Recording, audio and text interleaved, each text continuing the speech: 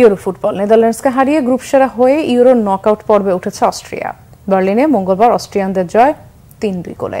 তাদের পেছনে থেকে ফ্রান্স টিকিট নিয়েছে শেষ ১৬। ডর্টমুন্ডে পোল্যান্ডের বিপক্ষে পিছিয়ে পড়ে ১-১ গোলে ড্র করে ফরাসিরা। বার্লিনের অলিম্পিক স্টেডিয়ামে অস্ট্রিয়া এগিয়ে যায় ম্যাচের ৬ষ্ঠ মিনিটে আত্মঘাতী গোল করে বসেন ডাচ ফরোয়ার্ড ডনিয়েল মানেল। দ্বিতীয়ার্ধের দ্বিতীয় মিনিটে গোল শোধ দেন কোডি গাকপো।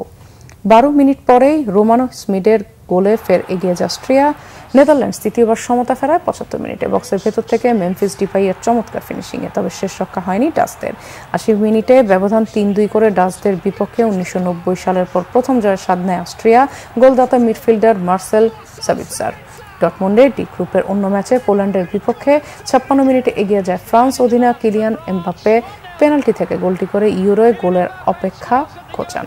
৭৯ মিনিটে Polish forward Robert Lewandowski penalty থেকেই গোল শোধ দিয়ে দলকে প্রথম পয়েন্ট এনে দেন। ৩ খেলায় অস্ট্রিয়া ৬, ফ্রান্স ৫, নেদারল্যান্ডস ৪ আর পোল্যান্ড ১ পয়েন্ট নিয়ে গ্রুপ পর্ব শেষ করল। ৪ গ্রুপ থেকে তৃতীয় সেরা দল হিসেবে ডাচদের সুযোগ থাকলো শেষ ১৬তে যাওয়ার।